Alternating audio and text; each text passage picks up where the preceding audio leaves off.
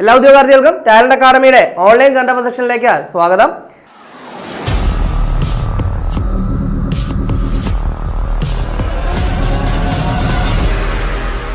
ഇന്ന് നമ്മൾ ചർച്ച ചെയ്യാൻ പോകുന്ന മാർച്ച് 9-ാം തീയതിയിലെ പ്രധാന ആനുകാലിക വിഷയങ്ങളും അവയുടെ അനുബന്ധ വിവരങ്ങളുമാണ്.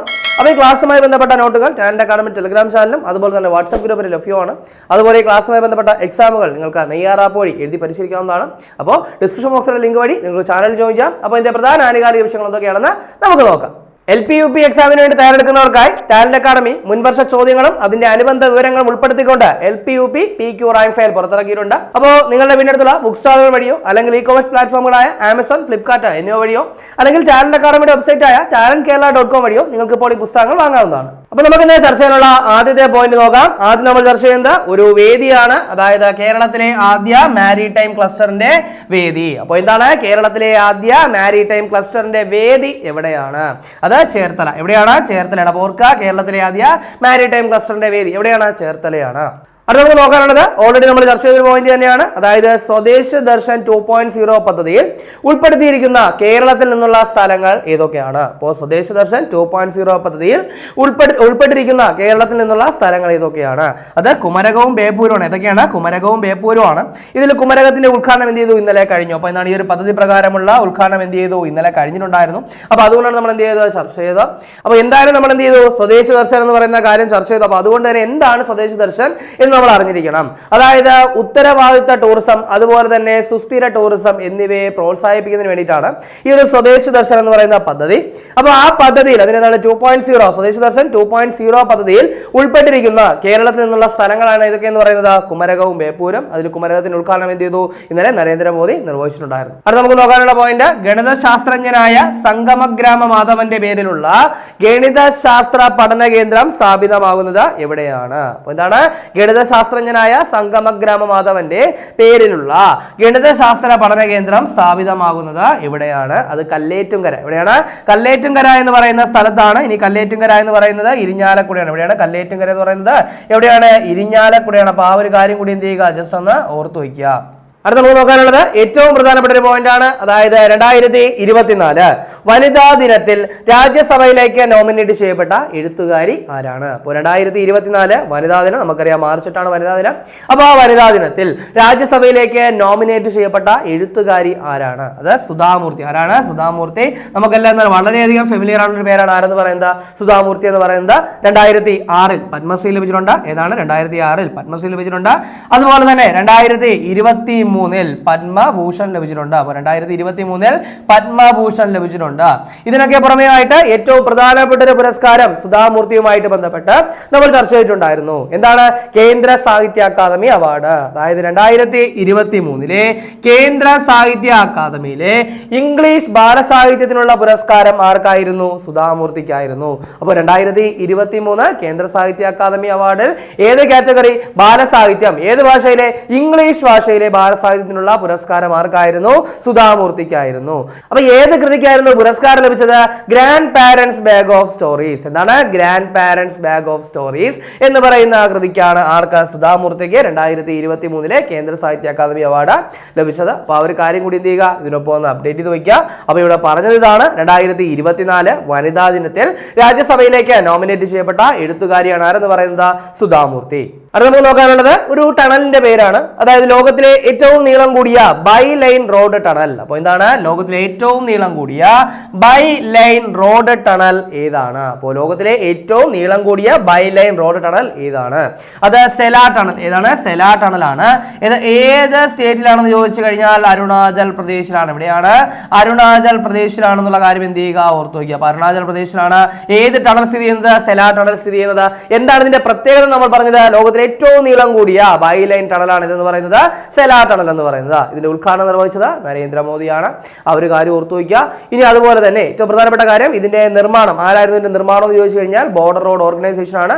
അതായത് തവാങ്ങിനെ ഏതൊരു കാലാവസ്ഥയിലും എന്ത് ചെയ്യുക? റോഡ് കണക്ടിവിറ്റി നൽകുക. അപ്പോൾ എന്താണ്? തവാങ്ങിനെ ഏത് സമയവും എന്താണ്? ഏത് കാലാവസ്ഥയിലും റോഡ് കണക്ടിവിറ്റി നൽകുക എന്നുള്ളതാണ് ഈ ഒരു തുരങ്കം കൊണ്ട്, ഈ ഒരു ടണൽ കൊണ്ട് എന്ത് ചെയ്യുന്നത്? ലക്ഷ്യം വെക്കുന്നത്. ഇനി അതുപോലെ തന്നെ എന്ത് ചെയ്യുന്നു? ഇത് ഏതൊക്കെ സ്ഥലങ്ങളെ തമ്മിലാണ് കണക്ട് ചെയ്യുന്നത് ചോദിച്ചു കഴിഞ്ഞാൽ തേസ്പൂർ തവാങ്. ഏതാണ്? തേസ്പൂർ തവാങ് എന്നീ സ്ഥലങ്ങളെ തമ്മിൽ എന്താണ് കണക്ട് ചെയ്യുന്നതാണ് ഈ പറയുന്ന സെലാ ടണൽ എന്ന് പറയുന്നത്. അപ്പോൾ ആ ഒരു കാര്യം കൂടി ഓർക്കുക. അപ്പോൾ എന്താണ് തേസ്പൂരിനെ തവാങ്ങുമായിട്ട് കണക്ട് ചെയ്യുന്നതാണ് എന്ന് പറയുന്നത് സെലാ ടണൽ. ഏത് സ്റ്റേറ്റ് ആണ്? അരുണാചൽ പ്രദേശിലാണ്. അതിന്റെ പ്രത്യേകത പറഞ്ഞു, ലോകത്തിലെ ഏറ്റവും നീളം കൂടിയ ബൈ ലൈൻ റോഡ് ടണലാണിത്. അടുത്തത് ഒരു മീറ്റിംഗ് ആണ് നമ്മൾ നോക്കാൻ പോകുന്നത്. അതായത് പ്രഥമ ബ്ലൂ ടോക്സ് മീറ്റിംഗിന്റെ വേദി. അപ്പോൾ എന്താണ് പ്രഥമ ബ്ലൂ ടോക്സ് മീറ്റിംഗിന്റെ വേദി എവിടെയാണ്?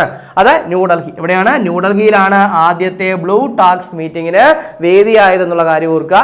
ഇനി ഒരു മീറ്റിംഗ് സംഘടിപ്പിച്ചത് കേന്ദ്ര ഭൗമ മന്ത്രാലയമാണ്. അപ്പോൾ അതാണ് കേന്ദ്ര ഭൗമ മന്ത്രാലയമാണ് ഈ ഒരു മീറ്റിംഗ് സംഘടിപ്പിച്ചത്. അങ്ങനെയാണെങ്കിൽ ഈ ഒരു വകുപ്പ് കൈകാര്യം ചെയ്യുന്ന മന്ത്രി, കേന്ദ്ര മന്ത്രി ആരാണ്? ഭൗമ മന്ത്രാലയത്തിന്റെ വകുപ്പ് കൈകാര്യം ചെയ്യുന്ന മന്ത്രി ആരാണ്? കിരൺ റിജിജു. ആരാണ്? കിരൺ റിജിജു ആണ് ഈ ഒരു വകുപ്പ് കൈകാര്യം ചെയ്യുന്നത്. ആ ഒരു കാര്യം കൂടി ഓർക്കുക. അത് നമുക്ക് നോക്കാനുള്ളത് ഒരു പുസ്തകമാണ്. അതായത് ഗോദ്ബയ രാജപക്സ എഴുതിയ ഒരു പുസ്തകം. അപ്പൊ ആരെഴുതിയതാണ്? ഗോദ്ബയ രാജപക്സ എഴുതിയ ഒരു പുസ്തകമാണ് നമ്മൾ നോക്കാൻ പോകുന്നത്. അതിനു മുൻപ് ആരാണ് ഈ ഗോദ്ബയ രാജപക്സ എന്ന് പറയുന്നത്? അദ്ദേഹം ഏത് രാജ്യത്തിന്റെ? ശ്രീലങ്കയുടെ മുൻ പ്രസിഡന്റ് ആയിരുന്നു. അപ്പോൾ ശ്രീലങ്കയുടെ മുൻ പ്രസിഡന്റ് ആയിരുന്നു ആരെന്ന് പറയുന്നത്? ഗോദ്ബയ രാജപക്സ എന്ന് പറയുന്നത്. അങ്ങനെയാണെങ്കിൽ നിലവിലെ ശ്രീലങ്കൻ പ്രസിഡന്റ് ആരാണ്? അത് റെനിൽ വിക്രമസിംഗയാണ്. ആരാണ്? റെനിൽ വിക്രമസിംഗയാണ്. ആ ഒരു കാര്യം കൂടെ ഓർക്കുക. അപ്പൊ നമ്മുടെ പറഞ്ഞു വന്നതാണ് ഒരു പുസ്തകത്തെ പറ്റിയാണ്. ആരെഴുതിയതാണ്? ഗോദ്ബയ രാജപക്സ എഴുതിയ ഒരു പുസ്തകം. എന്താണ് പുസ്തകത്തിന്റെ പേര്? The conspiracy to oust me from the presidency. എന്താണ് പുസ്തകത്തിന്റെ പേര്? The conspiracy to oust me from the presidency എന്ന് പറയുന്ന പുസ്തകം. അത് എഴുതിയതാണ് ആരെന്ന് പറയുന്നത്? ഗോദ്ബയ രാജപക്സ. അത് നമുക്ക് നോക്കാനുള്ളത് ജെയിംസ് ആൻഡേഴ്സണുമായി ബന്ധപ്പെട്ട ഒരു പ്രധാനപ്പെട്ട പോയിന്റ് ആണ്. അതായത് അന്താരാഷ്ട്ര ടെസ്റ്റ് ക്രിക്കറ്റിൽ 700 വിക്കറ്റ് പൂർത്തിയാക്കിയ ആദ്യ പേസർ ആരാണ്? അപ്പോൾ എന്താണ്? അന്താരാഷ്ട്ര ടെസ്റ്റ് ക്രിക്കറ്റിൽ 700 വിക്കറ്റ് പൂർത്തിയാക്കിയ ആദ്യ പേസർ. നമുക്ക് എല്ലാവർക്കും അറിയാം, ഇന്ത്യ ഇംഗ്ലണ്ട് ടെസ്റ്റ് പരമ്പര നടന്നുകൊണ്ടിരിക്കുകയാണ്. ആ ഒരു ടെസ്റ്റ് മത്സരത്തിനിടയിലാണ് എന്ത് ചെയ്തത്? ജെയിംസ് ആൻഡേഴ്സൺ ഈ ഒരു നേട്ടം സ്വന്തമാക്കിയത്. അപ്പൊ എന്താണ് പറഞ്ഞത്? അന്താരാഷ്ട്ര ടെസ്റ്റ് ക്രിക്കറ്റിൽ 700 വിക്കറ്റ് പൂർത്തിയാക്കിയ ആദ്യ പേസർ ഓർ ഫാസ്റ്റ് ബോളർ ആരാണ്? അത് ജെയിംസ് ആൻഡേഴ്സൺ ആണ്. അങ്ങനെയാണെങ്കിൽ മറ്റ് 2 പേർ, ഇദ്ദേഹത്തെ കൂട്ടി 3 പേരാണ് ഇതുവരെ എന്ത് ചെയ്തിട്ടുള്ളത്? 700 വിക്കറ്റ് ടെസ്റ്റ് ക്രിക്കറ്റിൽ പൂർത്തിയാക്കിയിട്ടുള്ളത്. ആരൊക്കെയാണെന്ന് ചോദിച്ചു കഴിഞ്ഞാൽ ഒന്ന് മുത്തയ്യ മുരളീധരൻ. ആരാണ്? മുത്തയ്യ മുരളീധരനാണ്. നമുക്കറിയാം ശ്രീലങ്കൻ താരമാണ്. ഇനി അതുപോലെ തന്നെ ഷെയ്ൻ വോൺ. എന്താണ്? ഷെയ്ൻ വോൺ ഓസ്ട്രേലിയൻ താരമാണ്. പക്ഷേ ഇവർ രണ്ടുപേരും എന്താണ്? സ്പിൻ ബോളേഴ്സ് ആണ്. അപ്പൊ മുത്തയ്യ മുരളീധരനും ഷെയ്ൻ വോണും എന്താണ്? സ്പിൻ ബോളേഴ്സ് ആണ്. ജെയിംസ് ആൻഡേഴ്സൺ എന്ന് പറയുന്നത് പേസർ അല്ലെങ്കിൽ ഫാസ്റ്റ് ബോളർ ആണ്. അപ്പോൾ ഈ ഒരു നേട്ടം സ്വന്തമാക്കിയ അന്താരാഷ്ട്ര ടെസ്റ്റ് ക്രിക്കറ്റിൽ 700 വിക്കറ്റ് പൂർത്തിയാക്കിയ ആദ്യ ഫാസ്റ്റ് ബോളർ ആരാണ്? അത് ജെയിംസ് ആൻഡേഴ്സൺ ആണ്. ഇംഗ്ലണ്ട് താരമാണ്. ഇനി ടെസ്റ്റ് ക്രിക്കറ്റിൽ ഏതാണ് ഈ ഒരു വിക്കറ്റിന്റെ നേട്ടം എടുത്തു കഴിഞ്ഞാൽ 1ാം സ്ഥാനത്ത് മുത്തയ്യ മുരളീധരൻ, 2ാം സ്ഥാനത്ത് ഷെയ്ൻ വോൺ, 3ാം സ്ഥാനത്ത് ആരാണ്? ജെയിംസ് ആൻഡേഴ്സൺ ആണ്. അപ്പോൾ ആ ഒരു കാര്യം കൂടെ അപ്ഡേറ്റ് ചെയ്ത് വയ്ക്കുക. അടുത്ത നമുക്ക് നോക്കാനുള്ള പോയിന്റ് INS ജഡായു. അതിനെ പറ്റിയാണ്. അപ്പോൾ ഈ INS ജഡായു എന്ന് പറയുന്നത് എന്താണ്? ഒരു നേവൽ ബേസ് ആണ്. അപ്പോൾ നമുക്ക് നോക്കാം. അടുത്തിടെ ലക്ഷദ്വീപിൽ കമ്മീഷൻ ചെയ്ത ഇന്ത്യൻ നേവി ബേസ് ഏതാണ്? അപ്പോൾ ഇതാണ് അടുത്തിടെ എവിടെയാണ്? ലക്ഷദ്വീപിൽ കമ്മീഷൻ ചെയ്ത ഇന്ത്യൻ നേവി ബേസ് ഏതാണ്? അതാണ് INS ജഡായു. എന്താണ്? INS ജഡായു. ഇനി ഏറ്റവും പ്രധാനപ്പെട്ട ഒരു കാര്യം എന്ന് പറയുന്നത് ലക്ഷദ്വീപിൽ കമ്മീഷൻ ചെയ്യുന്ന 2ാമത്തെ ഇന്ത്യൻ നേവി ബേസ് ആണ് ഏതെന്ന് പറയുന്നത്? INS ജഡായു. ഇതാണ് 2ാമത്തെ ഇന്ത്യൻ നേവി ബേസ്. എവിടെ കമ്മീഷൻ ചെയ്യുന്ന? ലക്ഷദ്വീപിൽ കമ്മീഷൻ ചെയ്യുന്ന 2ാമത്തെ ഇന്ത്യൻ നേവി ബേസ് ആണ് INS ജഡായു എന്ന് പറയുന്നത്. അങ്ങനെയാണെങ്കിൽ ലക്ഷദ്വീപിൽ കമ്മീഷൻ ചെയ്ത ആദ്യ എന്താണ് ഇന്ത്യൻ നേവി ബേസ് ഏതാണ്? അത് INS ദീപരക്ഷക്. എന്താണ്? INS ദീപരക്ഷക് എന്നാണ് എന്ന് പറയുന്നത് ആദ്യത്തെ നേവി ബേസ് എന്ന് പറയുന്നത്. ആ ഒരു കാര്യം കൂടി എന്ത് ചെയ്യുക? വളരെ ക്ലിയർ ആയിട്ട് തന്നെ ഓർത്തു വയ്ക്കുക. അപ്പോൾ നേവിയെ പറ്റിയാണ് പറഞ്ഞത്. അങ്ങനെയാണെങ്കിൽ നിലവിൽ എന്താണ് ഇന്ത്യൻ നേവിയുടെ എന്താണ് മേധാവി ആരാണ്? അത് ഹരികുമാറാണ്. ആരാണ്? ഇന്ത്യൻ നാവികസേനയുടെ മേധാവി ആരാണ്? അത് ഹരികുമാറാണ്. അപ്പോൾ ആ ഒരു പേര് കൂടി എന്ത് ചെയ്യുക? ഒന്ന് ഓർത്തു വയ്ക്കുക. അത് നമ്മൾ നോക്കാൻ പോകുന്നത് ഒരു സൈനികാഭ്യാസത്തിന്റെ വേദിയാണ്. അതായത് 2024 നടക്കുന്ന ഒരു സൈനികാഭ്യാസത്തിന്റെ വേദി. സൈനികാഭ്യാസത്തിന്റെ പേര് ഇതാണ്, സീ ഡിഫൻഡേഴ്സ്. എന്താണ്? സീ ഡിഫൻഡേഴ്സ് എന്ന് പറയുന്ന ഒരു സൈനികാഭ്യാസം. അപ്പോൾ ഇതിൽ പങ്കെടുക്കുന്ന ആരൊക്കെയാണെന്ന് ചോദിച്ചു കഴിഞ്ഞാൽ അത് ഇന്ത്യൻ കോസ്റ്റ് ഗാർഡും അമേരിക്കൻ കോസ്റ്റ് ഗാർഡുമാണ്. അപ്പോൾ Indian coast guard, American coast guard തമ്മിലുള്ള സംയുക്ത അഭ്യാസമാണ് എന്തെന്ന് പറയുന്നത്? സീ ഡിഫൻഡേഴ്സ് എന്ന് പറയുന്നത്. അതിന്റെ 2024 വേദി എവിടെയാണ്? അത് പോർട്ട് ബ്ലെയർ. എവിടെയാണ്? പോർട്ട് ബ്ലെയർ ആണ് വേദിയാവുന്നത്. അപ്പോൾ ഈ ഒരു കാര്യം കൂടി ഒന്ന് അപ്ഡേറ്റ് ചെയ്യും. ഇനി നമുക്ക് ചർച്ചയുടെ മുന്നിൽ ഒന്നുകൂടി നോക്കാം. ആദ്യം നമ്മൾ പറഞ്ഞത് ഒരു വേദിയാണ്, കേരളത്തിലെ ആദ്യ മാരിടൈം ക്ലസ്റ്ററിന്റെ വേദി എവിടെയാണ്? ചേർത്തലയാണ്. അപ്പോൾ കേരളത്തിലെ ആദ്യ മാരിടൈം ക്ലസ്റ്ററിന്റെ വേദി ചേർത്തലയാണ്. ഇനി അതുപോലെ തന്നെ സ്വദേശ ദർശൻ 2.0 പദ്ധതിയിൽ ഉൾപ്പെട്ടിരിക്കുന്ന കേരളത്തിൽ നിന്നുള്ള സ്ഥലങ്ങൾ ഏതൊക്കെയാണ്? അപ്പോൾ എന്താണ് സ്വദേശ് ദർശൻ 2.0 പദ്ധതിയിൽ ഉൾപ്പെട്ടിരിക്കുന്ന കേരളത്തിൽ നിന്നുള്ള സ്ഥലങ്ങൾ ഏതൊക്കെയാണ്?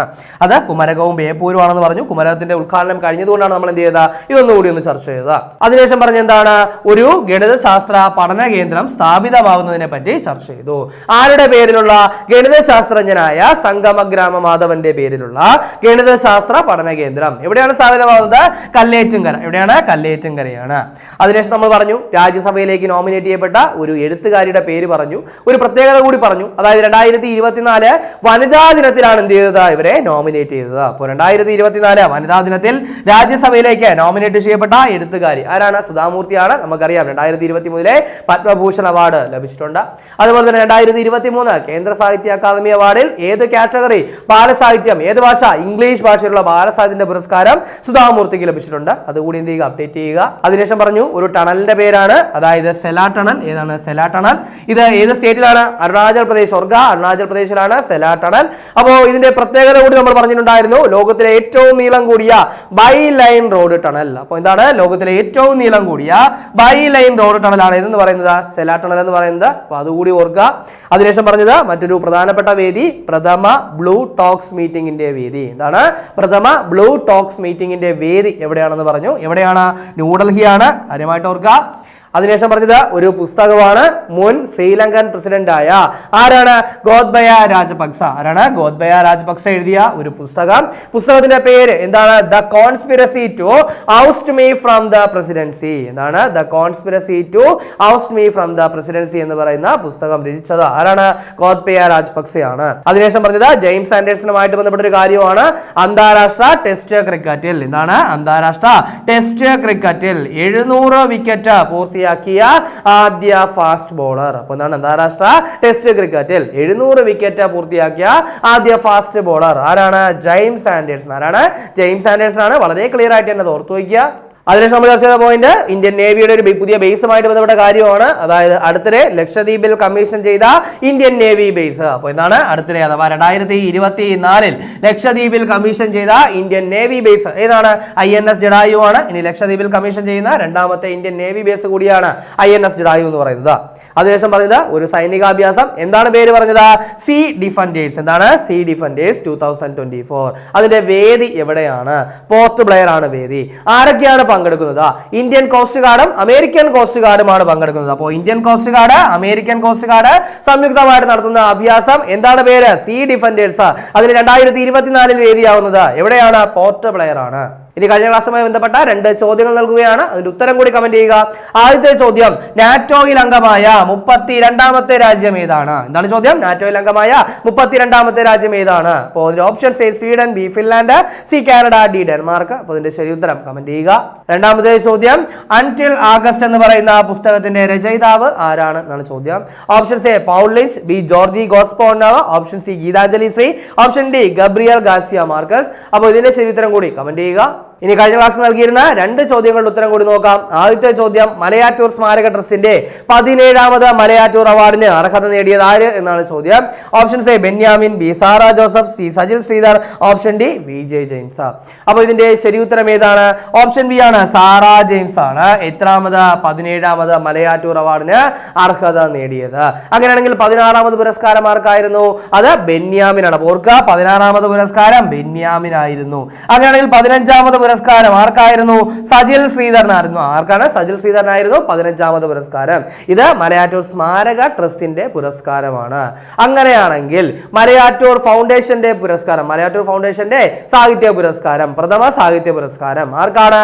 സുഭാഷ് ചന്ദ്രനാണ് ലഭിച്ചത്. രണ്ടാമത്തെ പുരസ്കാരം ആർക്കാണ്? വിജെ ജെയിംസിനാണ് ലഭിച്ചത്. അതുകൂടി എന്ത് ചെയ്യുക, വളരെ ക്ലിയർ ആയിട്ട് ഓർക്കാനായിട്ട് ശ്രമിക്കുക. ഇനി രണ്ടാമത്തെ ചോദ്യം, ഇന്ത്യയിലെ ആദ്യ അണ്ടർ വാട്ടർ മെട്രോ നിലവിൽ വന്ന നഗരം ഏത് എന്നുള്ളതാണ് ചോദ്യം. Options A Kolkata, B Chennai, C Kochi, D Mumbai. അപ്പോൾ ഇതിന്റെ ശരി ഉത്തരം ഏതാണ്? ഓപ്ഷൻ എ ആണ്, കൊൽക്കത്തയിലാണ് ഇന്ത്യയിലെ ആദ്യ അണ്ടർ വാട്ടർ മെട്രോ എന്ത് ചെയ്തത്? നിലവിൽ വന്നത്. ഏത് നദിയിലൂടെയാണ്? ഹൂഗ്ലി നദിയിലൂടെയാണ്. ക്ലിയർ ആയിട്ട് ഓർക്കുക, ഇന്ത്യയിലെ ആദ്യ അണ്ടർ വാട്ടർ മെട്രോ എവിടെയാണ്? കൊൽക്കത്തയിലാണ്. ഇനി അതുപോലെ തന്നെ ഇന്ത്യയിൽ ആദ്യമായിട്ട് മെട്രോ നിലവിൽ വന്നതും എവിടെയാണ്? കൊൽക്കത്തയാണ്. പക്ഷെ ഇന്ത്യയിൽ ആദ്യ വാട്ടർ മെട്രോ അതെവിടെയാണ്? കൊച്ചിയിലാണ്. അപ്പോൾ വാട്ടർ മെട്രോ എവിടെയാണ്? കൊച്ചിയിലാണ്. അതുകൂടി എന്ത് ചെയ്യുക, വളരെ ക്ലിയർ ആയിട്ട് തന്നെ ഓർത്തു വയ്ക്കുക. അപ്പോൾ നമ്മൾ ഇന്ന് ചർച്ച ചെയ്ത ചോദ്യങ്ങളും അതിന്റെ ഉത്തരങ്ങളും അതുപോലെ ചർച്ച ചർച്ച ചെയ്ത പോയിന്റുകൾ മനസ്സിലായെന്ന് വിചാരിക്കുന്നു. അതേ കാര്യമായിട്ട് നല്ലതുപോലെ തന്നെ ഡെയിലി കറണ്ട് അഫയേഴ്സ് അപ്ഡേറ്റ് ചെയ്യുക, നല്ലപോലെ വർക്ക് ചെയ്യുക, ഈ വർഷം ഒരു ജോലി നേടിയെടുക്കുക. മാർച്ച് 9 തീയതിയിലെ പ്രധാന ആനുകാലിക വിഷയങ്ങളാണ് നമ്മൾ ചർച്ച ചെയ്ത് കഴിഞ്ഞത്. ഈ ചർച്ച ചെയ്ത പോയിന്റുകളൊക്കെ മനസ്സിലായെന്ന് വിചാരിക്കുന്നു. വളരെ കാര്യമായിട്ട് നല്ലതുപോലെ തന്നെ പ്രിപ്പയർ ചെയ്യുക. മറ്റൊരു ക്ലാസ്സുമായി നമുക്ക് അടുത്ത ദിവസം കാണാം.